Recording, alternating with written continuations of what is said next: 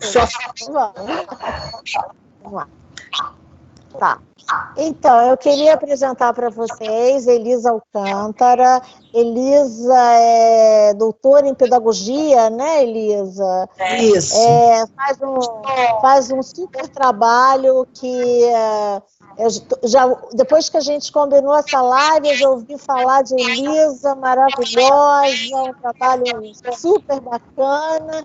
E Elisa vai conversar com a gente sobre um tema que para mim é novo, sobre competências socioemocionais e habilidades, como mesmo habilidades. Competências e habilidades socioemocionais, né, o papel da educação nesse tempo de pandemia e como que a escola pode desenvolver isso, né? Por que eu achei muito interessante a gente falar sobre isso, Elisa? Porque hoje, nesse momento que a gente está passando, um momento único, que ninguém ainda da nossa geração passou por isso, né?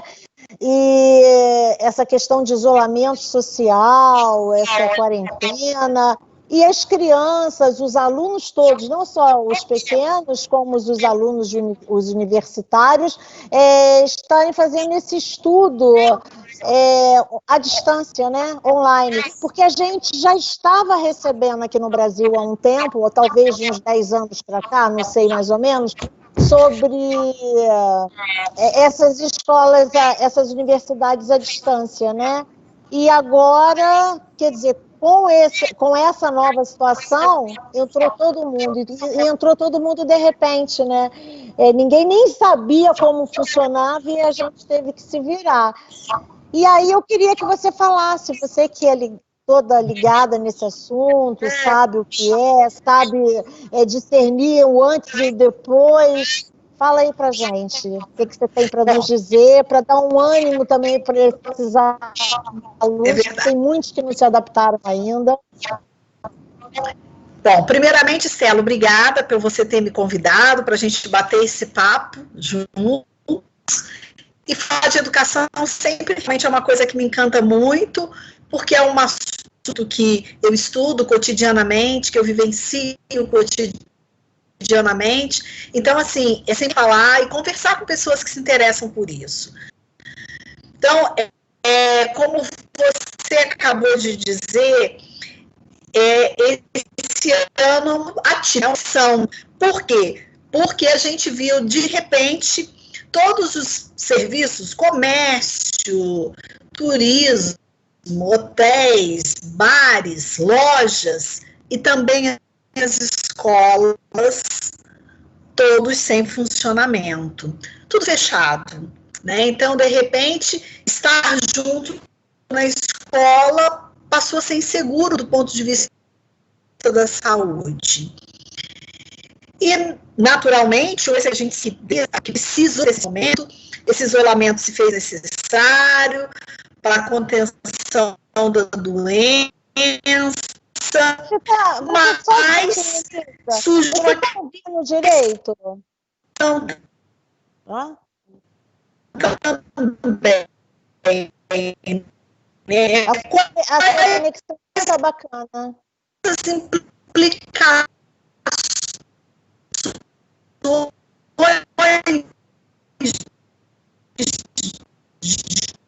Elisa, não estamos conseguindo te ouvir. A sua conexão não está boa. Espera aí que eu vou tentar um outro caminho. Vou tentar aqui pelo celular.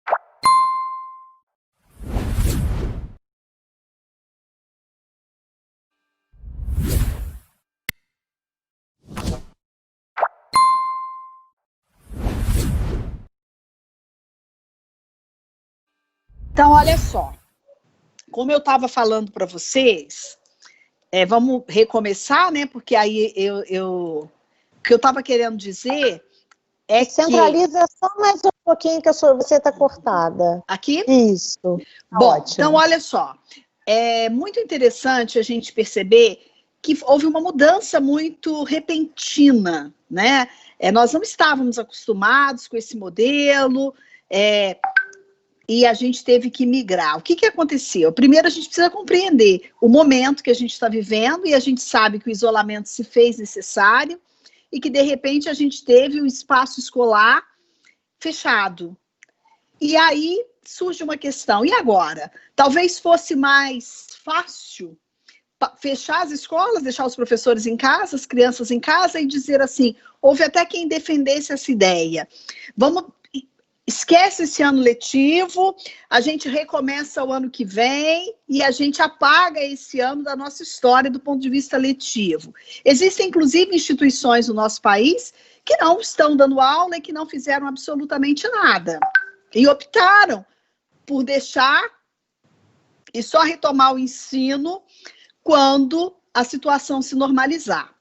Mas eu não penso que essa seja a melhor alternativa. E eu vou justificar o meu ponto de vista, é uma questão de ponto de vista.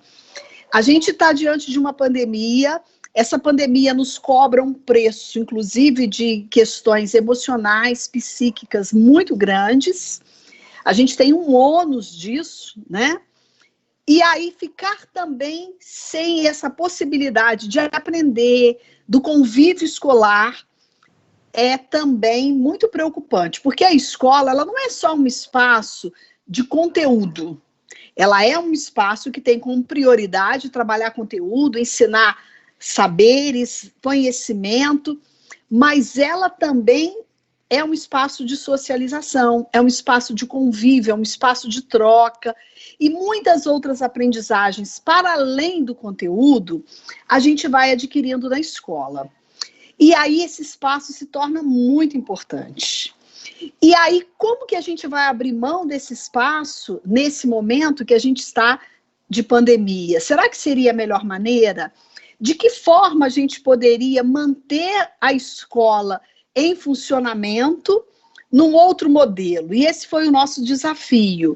Na verdade, o modelo que a gente adotou não é exatamente a educação à distância, porque essa educação à distância, ela pressupõe um modelo já de aulas prontas, com muito pouca ou quase nenhuma interação aluno-aluno, interação professor-professor, aluno-professor. Não tem mesmo, né? Eles gravam aquela aula, né? Aquela aula padrão, aquela aula vídeo, quer dizer, o aluno não interage com o professor. Ele tem, às vezes, um tutor para tirar algumas dúvidas e tudo. Eu fui tutora numa escola à distância, isso mesmo. Agora eu estou me lembrando. Então, assim, o que nós estamos fazendo é ensino à distância? Não.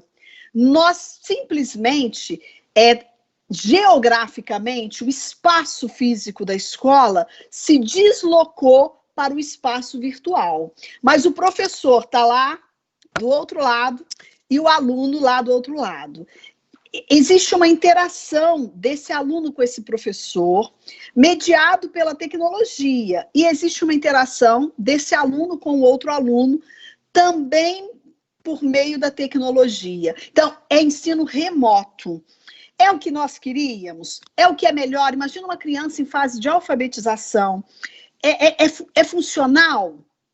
É desafiador, é difícil, porque principalmente quanto menor a criança, ela talvez não tenha autonomia para fazer isso sozinha, precisa do apoio do pai, da mãe ou de outra pessoa. Então está sendo desafiador para todo mundo. Mas por que mesmo assim enfrentar esse desafio? Porque a gente não poderia, o que não seria benéfico para nenhum de nós, nem para os alunos, nem para os professores, nem para a sociedade de um modo geral, abrir mão desse ano escolar. E abrir mão do projeto, porque quando você abre mão de um ano escolar, você está abrindo mão de um projeto de vida, de um sonho, de uma expectativa, de um processo de aprender.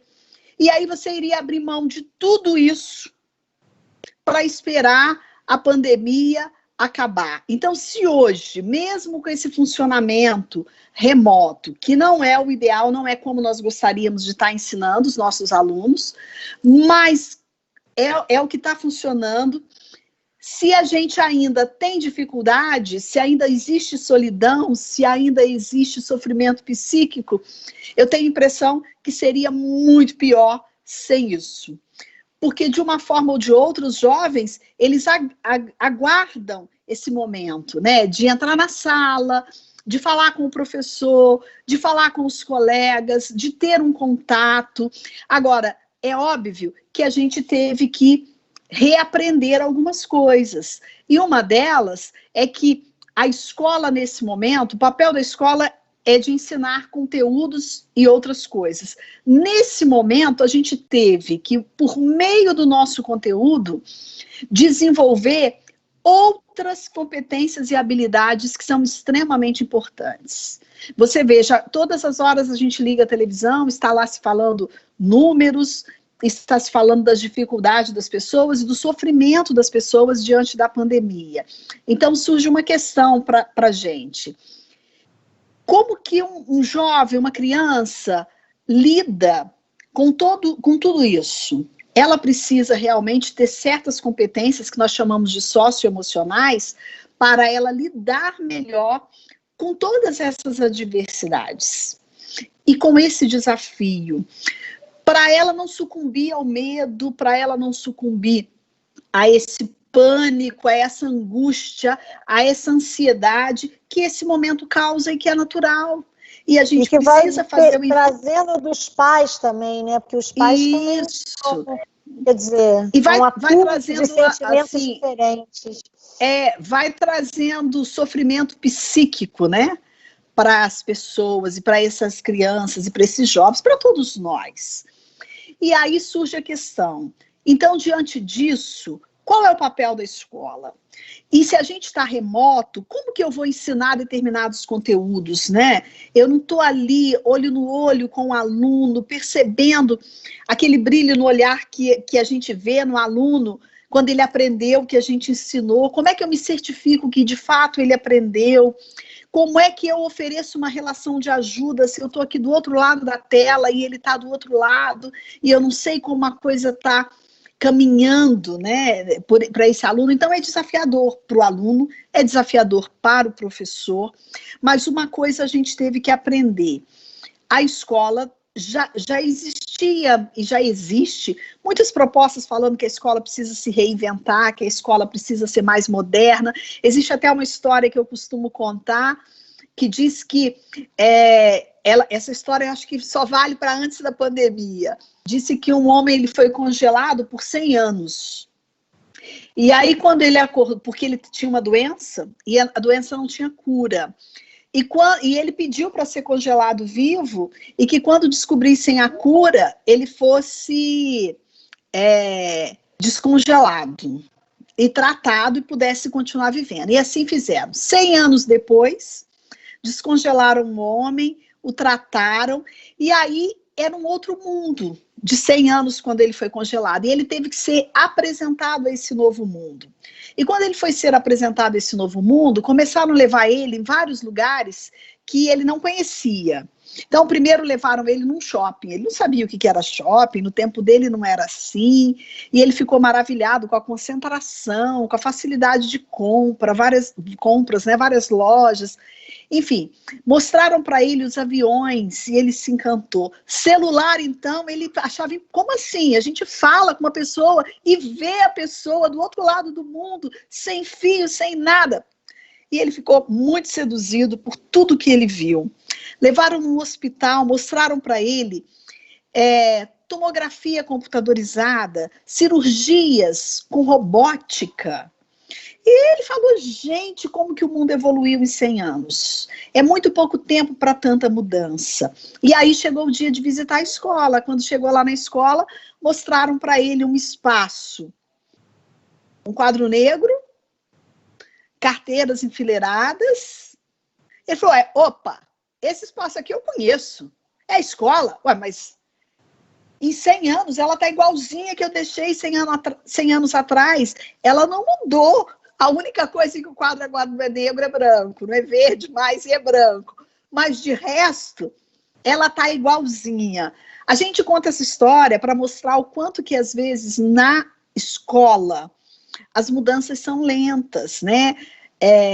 A gente tem uma dificuldade de introduzir um novo jeito de fazer, um novo jeito de ensinar, porque está muito cristalizado e a gente tende a repetir o modelo que a gente aprendeu com o nosso professor, que é um princípio chamado simetria invertida. Há uma tendência muito grande da gente, enquanto professor, dar aula do mesmo jeito que a gente recebeu do nosso professor. Acontece que as demandas do mundo vão modificando.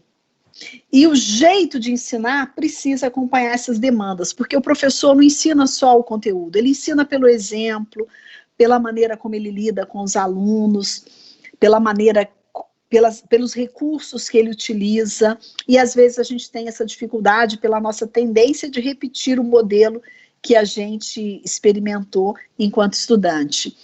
E aí talvez essa pandemia, essa seja uma grande contribuição da pandemia, porque se a gente não tinha uma certa resistência a introduzir a tecnologia dentro da escola, agora ela teve que vir e ela veio sem pedir licença, atropelou todo mundo e o professor que tinha qualquer tipo de resistência, ele não teve outro caminho senão utilizar a tecnologia como um instrumento para ele ensinar.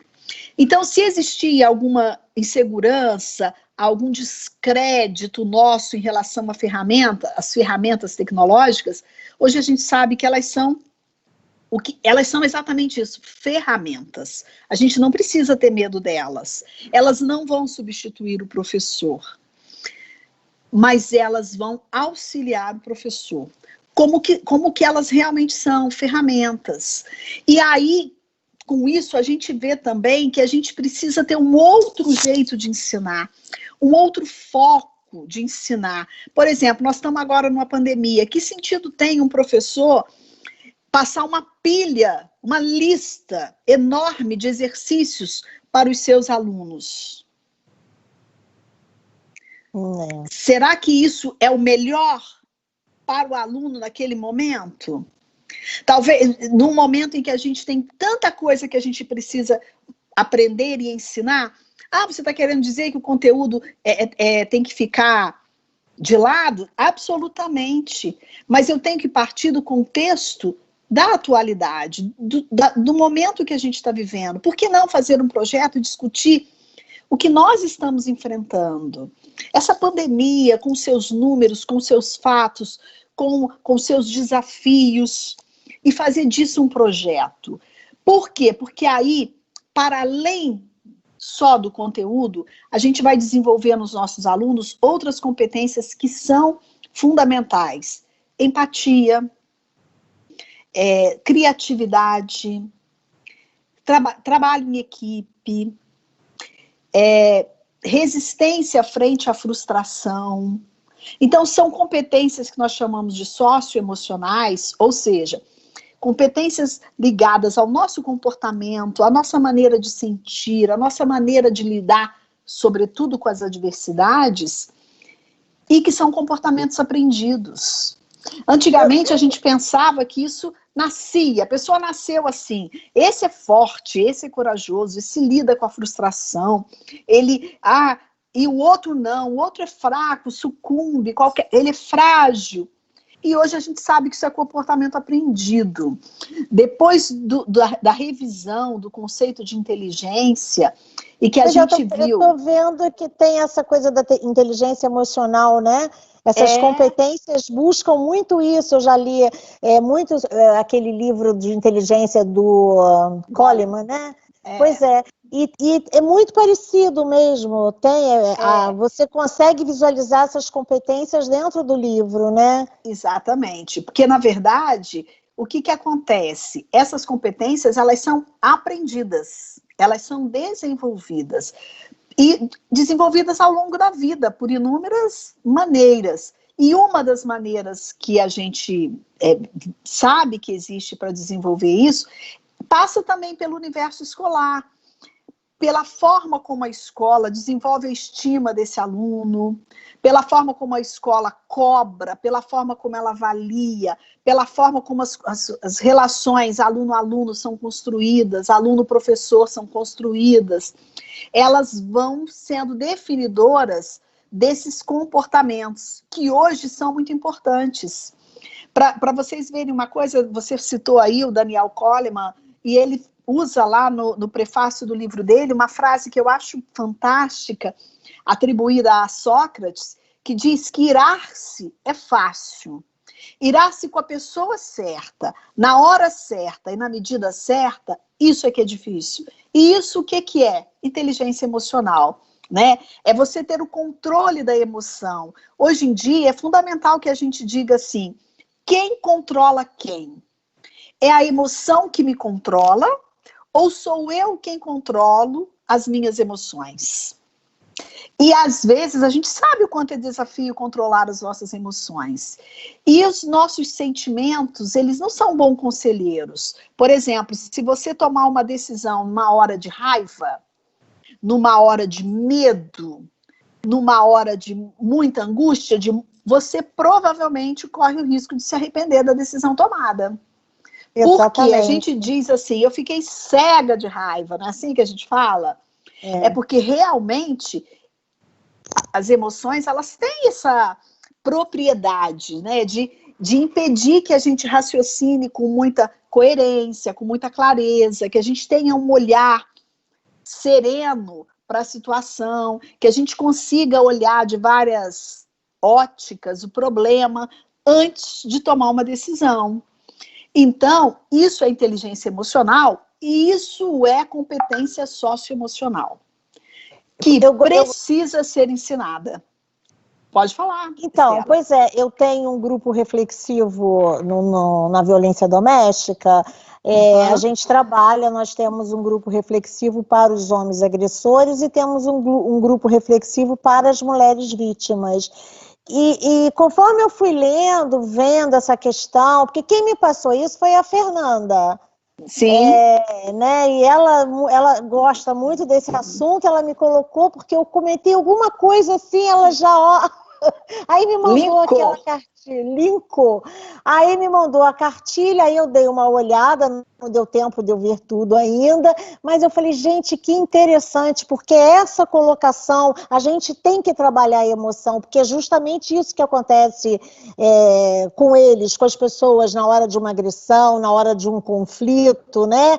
Não saber usar, que competência. Então eu achei muito bacana, muito bacana. Então, quer dizer, essas competências que a gente está falando aqui, que são muito voltadas, eu não sei se eu estou falando corretamente, foram criadas para uma base curricular, para trabalhar com alunos, como na vida mesmo, a gente pode utilizar de uma forma, assim, extremamente adequada, porque hoje em dia o conflito é tudo, né?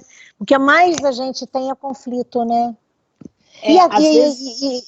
Crianças sofrendo bullying na escola, quer dizer, o conflito já começa ali e vai levando em casa, né? O exemplo de conflito é muito maior do que o exemplo de tudo isso que você está falando, de empatia, de resiliência, não é? Você tem muito mais na sua vida te circundando exemplos conflituosos do que esses exemplos com essas boas competências, né? A gente enfrenta muitas situações adversas, e o que vai ser determinante sobre como isso vai reverberar em nós é a maneira como a gente lida. Às vezes a gente tem pessoas que viveram os mesmos problemas. Exemplo, filhos na separação dos pais. Às vezes isso afeta alguns, e eles vão levar a afetação disso para o resto da vida. Né? Isso vai talvez interferir, inclusive, no relacionamento dele futuro, na família, porque ele traz sempre aquela sequela.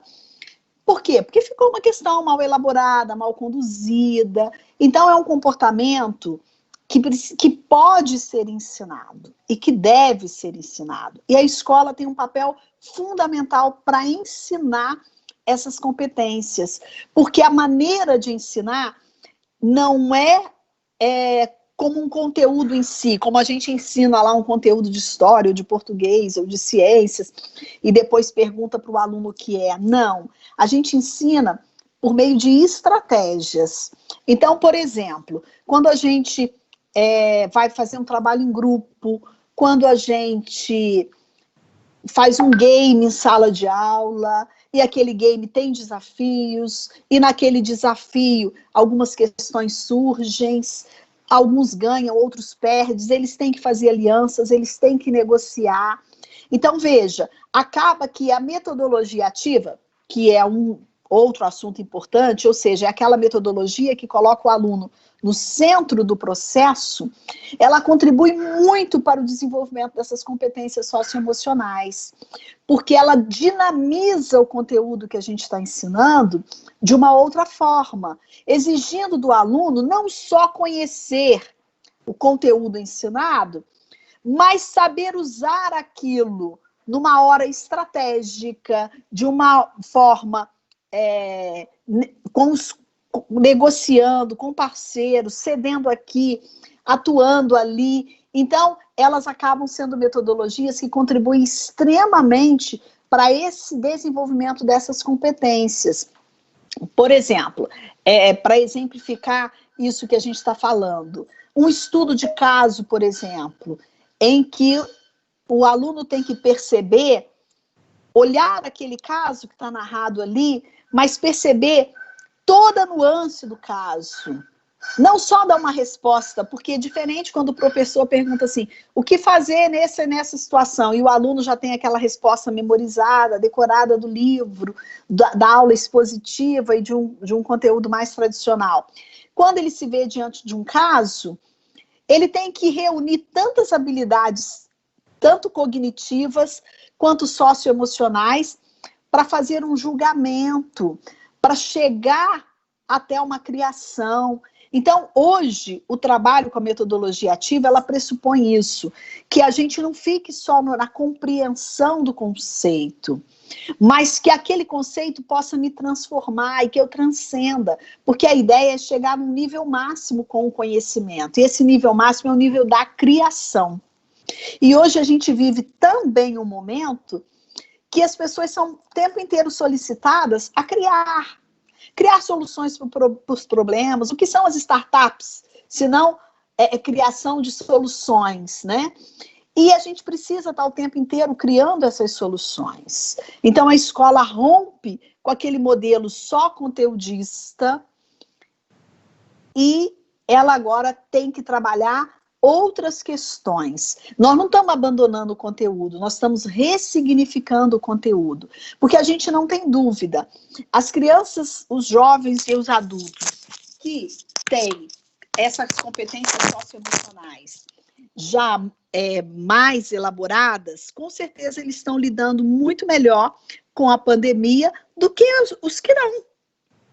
Do que as pessoas que têm mais fragilidades emocionais, e são comportamentos aprendidos. Então, essa é uma boa notícia, que é um comportamento aprendido. Então, ainda que a gente saiba que a gente tem dificuldade nessa área, a gente pode aprender, a gente pode cultivar certas competências e habilidades, como autoestima, saber trabalhar em equipe, resiliência, empatia, criatividade, e isso vai nos lapidando.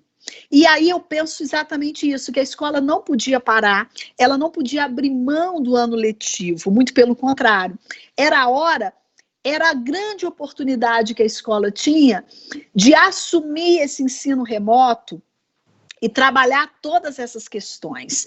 Porque a primeira coisa que a gente fez com os estudantes, os professores estão ainda fazendo, é trabalhar um pouco isso. Olha, vamos lá, gente, vamos ter coragem, a pandemia vai passar. Vamos ter coragem, vamos enfrentar isso junto. Vocês estão com medo? Eu também estou. Está com medo de sair na rua? Tá com medo de pegar Covid? Todos nós estamos. Mas e aí, o que a gente vai fazer? A gente não pode se esconder dentro da casca igual um caracol. O que a gente vai fazer? Como que a gente vai fazer? Sem ser arrogante, sem querer descumprir a regra de proteção, vamos cumprir a regra de proteção, mas vamos nos permitir ousar um pouco mais, né? Ter equilíbrio emocional, ter percepção do momento, discernir e desenvolver um pouco até desse autoconhecimento, que é uma competência socioemocional também.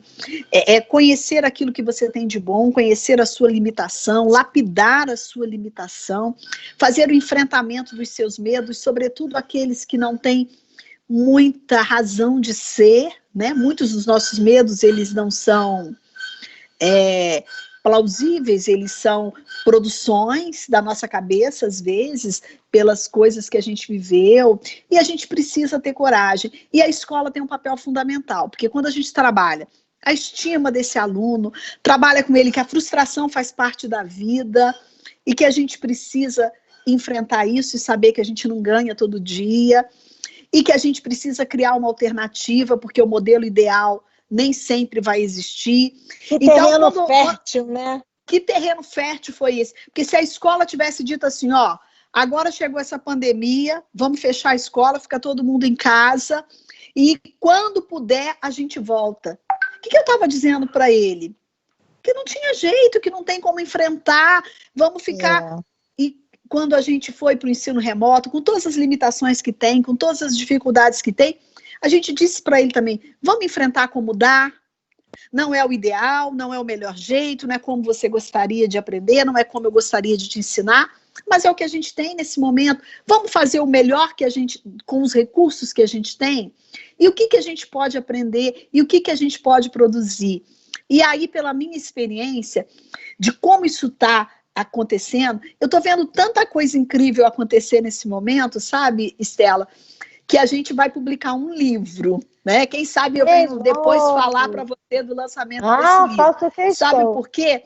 Eu estou vendo tantas coisas fantásticas acontecendo que eu não estou acreditando. Dá para você acreditar, por exemplo, que já teve professor realizando gincana com os alunos por meio do Teams ou das plataformas que eles estão utilizando, inúmeros webinars. A gente aproveitou para conhecer estudantes e pessoas de outros lugares que a gente não conhecia. Então, a gente tem conseguido contato com professores do exterior, diplomatas, pessoas que talvez a gente não pudesse ter a oportunidade de ouvir falar para nós. E a gente está tendo esse contato. Então, assim, de potencializar esse momento. Olha, e também meu exemplo é você aqui comigo. Ai, espetáculo, nunca podia imaginar. Foi também um modo que eu entrei, porque eu fiquei com vácuo nos atendimentos, naquela dinâmica toda com meus programas. Eu falei, e agora? Como eu vou fazer para ajudar? Como eu vou falar da violência doméstica que está aumentando? O que eu vou fazer? E aí veio, por conta disso também, nunca na minha vida eu pensei que eu estaria um dia fazendo live. E você vê que oportunidade. É novo para nós. E a gente foi desafiada e a gente está aceitando isso. Então, eu penso que um legado mesmo dessa pandemia seja mostrar para a gente assim, que a gente encontrou uma saída, isso foi uma coisa boa. A saída foi a melhor? Foi a que foi possível. E aí é bacana a gente ver que mesmo com dificuldade, a escolarização da maior parte dos nossos alunos nesse país afora não parou, no mundo afora não parou. Tem limitações? Tem. Quando eles retornarem para as escolas, a gente vai ter que fazer um diagnóstico, vai ter que ver os conteúdos que talvez não ficaram bem sedimentados, vai ter que retornar. Os efeitos vão ficar a longo prazo? Vão. Mas eu também entendo que os ganhos que a gente está tendo com a aprendizagem que nós, professores, tivemos que fazer, que aprender, que nos apropriar ali num tempo tão curto, vão ficar também. Porque daqui para frente, todos esses aparatos tecnológicos, todas essas questões que talvez a gente tivesse uma certa resistência e até visse como modismo, a gente olha hoje como potência. Games fantásticos e que trabalham conteúdos realmente, né? E que os professores estão usando. outro dia, conversando com uma professora, ela me disse assim, eu passei um trabalho para os meus alunos e eles adoraram, fizeram, jogaram. É um game de crase, gratuito, uma plataforma que tem aí na internet, acho que chama Dr. Crasio, enfim, é só um game de crase, e os alunos ficaram jogando e passando de fase, e eles não queriam mais parar de jogar.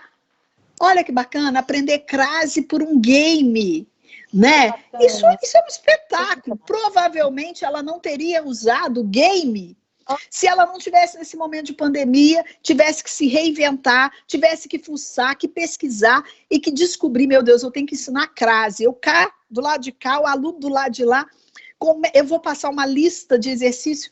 Não tem muito sentido, eles não têm um quadro para eles copiarem, não tem como eu dar folhinha impressa na mão deles. Como é que esses alunos vão fixar?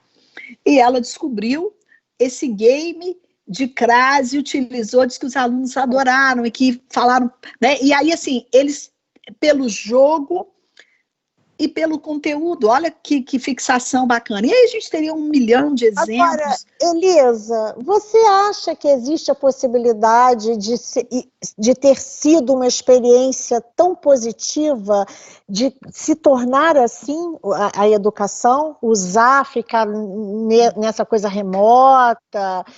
Como você está falando dessa professora, que se não fosse por estar nesse período, ela não teria, né, esse insight de buscar um game. Você acha que a gente corre, eu não vou dizer o risco, porque parece que está sendo bom, né? Mas olha, eu acho assim, a gente todos os dias recebe, e ainda hoje ela estava, uma outra professora compartilhando comigo, várias mensagens que recebeu dos alunos. E aí eu vou dizer para você, a gente precisa do olho no olho. Então, eu não acho que é uma coisa em detrimento à outra. Eu não acho que a gente vai ter o ensino remoto e acabar, e morrer o ensino presencial. Não acho. Não. Eu acho que o professor... Existe uma coisa que a máquina, a revolução tecnológica, a educação 4.0, 5.0, a inteligência artificial, todos esses recursos não vão substituir. É o nosso olho no olho, porque, na verdade, a máquina não pensa pela gente. A máquina pode ser fantástica, o game pode ser fantástico, mas quem faz a mediação é a gente. Então, eu acho que não. No começo, vai ser apenas uma ferramenta. Uma ferramenta. Como ferramenta, elas virão para ficar. Nós vamos utilizá-la agora, com a tranquilidade de quem já fez isso um semestre inteiro e já viu que funciona, e que a gente vai trazer isso para as nossas aulas, sem essa resistência. E aí eu acho que, voltando àquela história que eu contei, se esse homem fosse congelado e ele se acordar, talvez no pós-pandemia, ele ia dizer, poxa, mas a escola mudou bastante, agora tem games, tem videoconferência, tem webinar, tem tanta coisa, como é que pode? Vocês estão aqui assistindo um evento com uma pessoa lá do outro lado do mundo, não é? Isso vai ficar, porque isso foi um ganho, né? E eu acho que essas metodologias, elas se constituem ferramentas importantes para a gente desenvolver as competências socioemocionais, porque o aluno também foi desafiado. Então, ele foi desafiado para enfrentar uma situação bastante adversa, num contexto de muito medo, porque todos nós, naturalmente, sentimos medo, ficamos com medo, o que é bastante normal e compreensível, né, nesse momento, mas a gente não sucumbiu. A gente está fazendo um enfrentamento sem ser negligente. Nenhuma criança está exposta na escola a riscos desnecessários, mas a escolarização não parou. Agora, o nosso desejo, e claro que tem dificuldades nesse processo, a gente vive num país de muita desigualdade econômica, todas as crianças têm os recursos? Não. Todas as crianças têm internet? Não. E esse é um desafio ainda para a gente, enquanto sociedade, fazer um enfrentamento, porque definitivamente a internet não é mais um luxo, e coisas que vieram vão ficar na nossa vida. Por exemplo, não sei se você já participou, mas eu sei porque minha filha teve doente, a gente precisou de uma consulta, e a gente fez uma consulta online, porque nesse momento a recomendação é não ir para o hospital, e tem vários médicos aqui na nossa cidade, o plano de saúde aqui divulgou, e vários médicos que estão fazendo atendimento online. Então, ela estava se sentindo mal e a gente fez uma consulta online.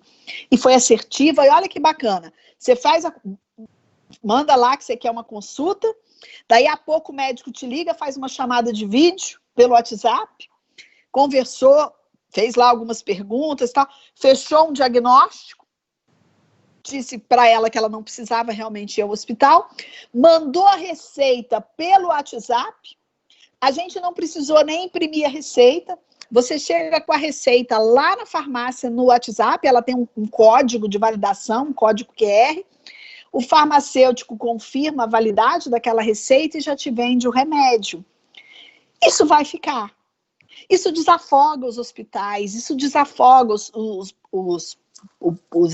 a emergência, e muitas situações que poderiam ser resolvidas sem que a gente fosse lá, a gente vai fazer as compras virtuais, né, os deliveries, vão ficar, então não tem jeito, são mudanças que vão fazer parte do nosso cotidiano. E na educação também, existem muitas coisas que agora vão fazer parte do nosso cotidiano, e o uso da tecnologia também, das metodologias ativas também, e eu acho que assim, a pandemia impulsionou isso um pouco mais. A gente já vinha, tem muitas pessoas estudando, divulgando, incentivando e falando desses assuntos, mas o que eu gostei é que a gente recebeu um impulso nesse momento. Até quem era resistente, refratário, e não teve outro jeito, teve que vir.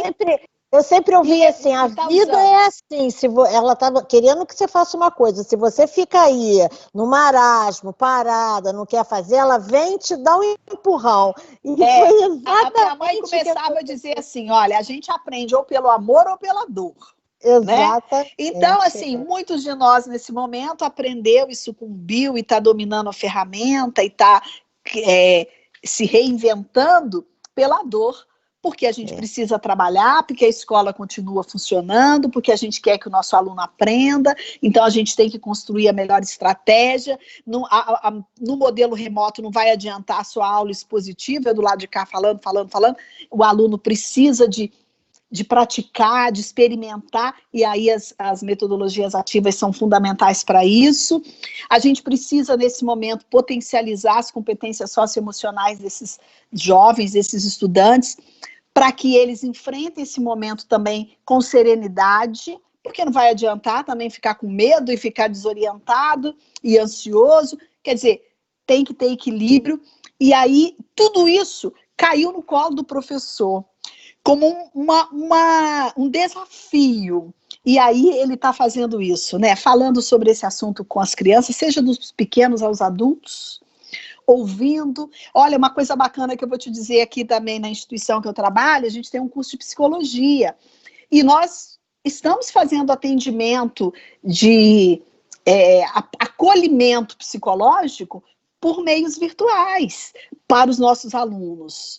Então, assim, às vezes tem um aluno que está assim, tá sofrendo com essa situação, algumas pessoas ficam mais afetadas, outros tiveram perdas, né? Gente doente, perda de emprego, é muito sofrimento nesse momento. E aí, nós estamos fazendo acolhimento virtual, e isso também inclusive com respaldo do Conselho de Psicologia, que emitiu uma nota que, nesse momento, já que as pessoas não podem ir aos consultórios, está se evitando aglomeração, está se pedindo que as pessoas não saiam de casa. Olha só, será que isso não vai ficar? É muito provável que isso vai ficar, né? E, então, são novos tempos que exigem da gente disposição para aprender e disposição para ensinar coisas diferentes. Então, eu penso que esse é o ganho que a gente teve, é um desafio. A educação é para além só de ensinar conteúdo, é o conteúdo, mas é uma coisa que se confunde com a própria vida, é ensinar maneiras de viver, e daí eu acho que a gente tem que aproveitar esse momento, e a gente está produzindo isso. Infelizmente, como você falou aqui, o Brasil é um país com muita diversidade, E a escola pública parece que muitas não estão conseguindo por uma questão mesmo de estrutura, né? De estrutura, a criança não ter uma internet, não ter um computador. O que é uma pena, realmente. É uma pena, né? Mas eu acho que foi, eu esqueci que estado, mas um desses estados, não sei se foi lá no Maranhão, eu não sei, eu sei que eles fizeram pela rádio. Eu achei tão bacana para as crianças da escola pública que não tinham, a rádio da cidade tinha o horário da aula, o professor ia lá, porque lá nas casas todo mundo tem um radinho, e as crianças estudaram pela rádio. Muito legal também, né? Quer dizer, foi uma forma que os professores lá, sem ter nada, como é que eles iam agir, como é que eles iam fazer? Eles conseguiram usar, né? Uma coisa tão antiga, né? A rádio, né? Verdade. E eu achei isso muito bacana. Ô, Elisa, a gente está quase acabando, tem muita gente que assistiu. Eu joguei aqui se alguém tem alguma pergunta para fazer. Mas ainda ninguém fez pergunta. Mas tem muita gente. Deve ser da sua escola, então, tem muito vendo aqui. Está lotado. Olha, quando não tem pergunta, eu costumo pensar assim, Estela, ou foi muito bom e não deixou nenhuma dúvida, ou não sei, eu prefiro ficar com essa hipótese. Não, olha, eu acho que tem uma pergunta ali, deixa eu olhar aqui. Que bom, adoro interação. É do Julinho, querido, um beijo para você, o Júlio Sobral. Júlio. Ele pergunta, Elisa, concorda que o EAD terá que se atualizar uma vez que os cursos presenciais passaram a disponibilizar, além do material na plataforma, vídeos explicativos e aulas síncronas? Olha, essa pergunta do Júlio é muito boa, porque se o ensino presencial vai introduzir as tecnologias, o que vai acontecer com o ensino à distância? Eu acho que ele é que vai ser muito mais prejudicado, porque esse ensino à distância, que você põe lá uma videoaula padrão, você repete aquela vídeo, anos e anos a fio, para pessoas do norte ao sul do país, né, sem considerar as especificidades, sem interação, eu acho que as pessoas não vão querer mais isso. As pessoas vão querer um ensino que tenha um mínimo de interação, que tenha essa possibilidade. Então, esse ensino à distância, ele também vai ter que ser revisto, né? E ter essa interação com o professor, ainda que mediado pela tecnologia. O presencial vai trazer essas tecnologias e o à distância também vai ter que trazer essas interações, porque eu acho que as pessoas estão vendo que isso que essa interação é fundamental. Tem uma outra aqui, professor Kleber. Não, ele não está perguntando, ele só está falando, pena que tenho que sair, espero que fique no canal para assistir completa depois, vai ficar no YouTube. Parabéns, professora Elisa, parabéns, Estela, muito boa live. Aí o Mauro Miranda fala, essa é a minha professora Elisa, muito Um beijo para todos eles que estão aí. O Júlio fala, a educação avançou vários anos com a pandemia. Também acho, Júlia. É isso, no fim das contas, é isso também que eu acho. Que a gente, que a pandemia trouxe para nós os ônus todos, né, do isolamento, e tudo, mas para a educação ela potencializou, porque ela desmitificou essa resistência que a gente tinha de trazer a tecnologia para a escola. Então, o celular... Estela, você quer ver uma coisa? Existe uma lei no estado do Rio de Janeiro que proíbe o uso do celular na escola. Hoje o celular é o nosso maior aliado. Eu estou aqui fazendo a live com você por meio do celular. Como assim proibir celular na escola? Essa lei já está completamente demodê. O celular na escola hoje é ferramenta pedagógica. E nós vamos ter que assumir isso. É um livro, né, Elisa?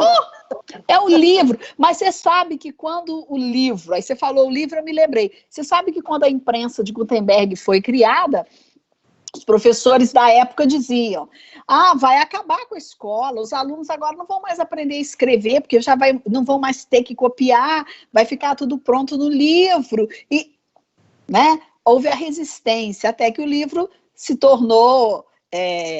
se viu que ele não era um vilão e que ele vinha para ajudar. A esferográfica, a mesma coisa. O último lugar que adotou a esferográfica foi a escola. Ela já era usada em todos os outros espaços, mas a escola continuava com a caneta tinteiro, porque a esferográfica ia fazer os alunos escreverem com letra feia, não iam escrever direito. Aí, por fim, se rendeu. E sempre houve a resistência na educação. E agora, a tecnologia, inclusive o celular e as outras todas, a gente sempre foi muito resistente, a ponto de ter uma lei no estado do Rio de Janeiro que proíbe o uso do celular na escola. Então, agora a gente está lá, o celular, nosso grande aliado, de inimigo é nosso aliado. Exatamente. Deixa eu ver. O Júlio fala aqui. A Gisele Chade, minha amadinha amiga de uma vida toda, concordando com o Júlio. E aí o Júlio fala, na verdade, a modificação aconteceu e continuará no mundo, em todas as atividades e não só na educação. As empresas descobriram o home office, acredito que diversas atividades continuarão assim. Isso, Júlio, eu trabalho no tribunal, eu estou trabalhando no home office e uma produção maravilhosa, na hora que eu estou melhor, eu não enfrento o trânsito. Eu perdia 3 horas por dia para ir para voltar para o trabalho. Essas 3 horas eu estou aqui trabalhando de uma forma muito mais eficiente, muito mais ligada ali naquilo que eu estou fazendo. É verdade.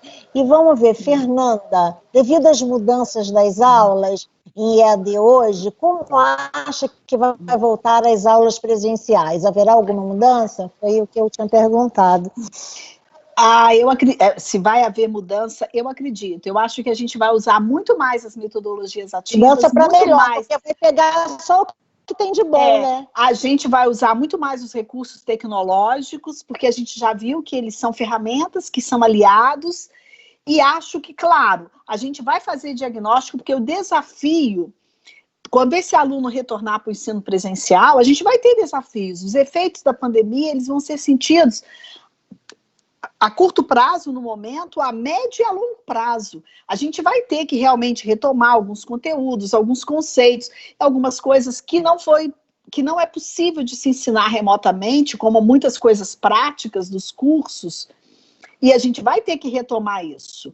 Então, a gente vai ter efeitos ainda a médio e longo prazo, mas a gente vai criar estratégia e vai continuar. E muito importante que a gente não tenha parado. Que bom, muito bom mesmo, você me deu uma força. Eu dei um curso de mediação judicial e 40 horas presencial, e eu ia dar depois mais 60 horas de estágio, e aí tivemos que parar. Mas aí ficou esse interregno, né? Eu vou fazer isso, eu vou chamar as minhas 38 alunas e vou fazer uma aula assim, para dar aquela retomada, para ninguém esquecer. Vou falar de competências socioemocionais. Agradeço imensamente, Elisa. Você vê como é que... Maior sintonia, né, Estela? Maior sintonia, vai ser numa rede, todo mundo dando a mão, todo mundo ensinando. A Gisele coloca aqui, todos aprendendo a aprender. Exatamente, é o que a gente está fazendo. Elisa, deixa eu ver se alguém tem mais... tem aqui, olha, enquanto tiver, vamos falando com o pessoal que animou. Olha, Tiago Nascimento, a didática em geral teve um grande avanço, adaptar-se foi preciso. Só gostaria de registrar a dedicação dos professores e do coordenador para tornar cada vez mais dinâmico as aulas e o conteúdo. Isso mesmo. Olha, isso também é uma coisa, sabe? Eu acho que os professores e os alunos, nesse momento, os que estão aguerridos e realmente estão dedicados, eles merecem, assim, toda a nossa consideração, todo o nosso respeito, todo o nosso reconhecimento, porque os professores têm se esforçado muito e os alunos também. Eles comparecem às aulas, eles ficam, eles assistem, eles perguntam, eles interagem, eles não sucumbiram. Isso Muito é fantástico. legal, né? Mas também, né, com isso tudo, você está passando isso tudo para esses professores, coordenando esse pessoal todo, com essa ênfase que você está, que a gente vê, é perceptível, Elisa, parabéns. Então, obrigada, eles realmente têm uma outra, Aline Oliveira, pergunta, as escolas que não conseguiram adotar o ensino remoto, como isso vai impactar num atraso para esses alunos? Principalmente na educação básica, onde nossa educação pública já sofre tanto. Exatamente. Essa é aquilo que a gente disse, né? O país já tem uma desigualdade enorme. E aí, considerando que muitas escolas não conseguiram se organizar para oferecer uma atividade remota, quer dizer, esse abismo, dessa desigualdade, ele vai ainda se acentuar mais, infelizmente. Infelizmente, né, vai dar mesmo essa... Mas e a gente vê, né, durante a pandemia, quanta confusão fizeram no país, né? Nem com a pandemia conseguiram, sei lá, chegar em algum acordo, alguma coisa para o bem-estar da nossa população, principalmente a mais carente, né? Infelizmente. Verdade, infelizmente. E isso a gente ainda tem muito o que aprender, né? Ainda tem que ensinar para esses políticos muita competência socioeducacional, socioeducativa, tudo, né? Verdade. Deixa eu ver se tem mais alguém. Não, mas foi muito bacana. Nossa, quanta gente, Elisa, que você trouxe. Eu acho que você deu um up na minha live. Então, querida, você tem mais alguma coisa para falar? Eu só queria agradecer. Assim, é sempre bom ter a oportunidade de bater um papo com quem gosta de...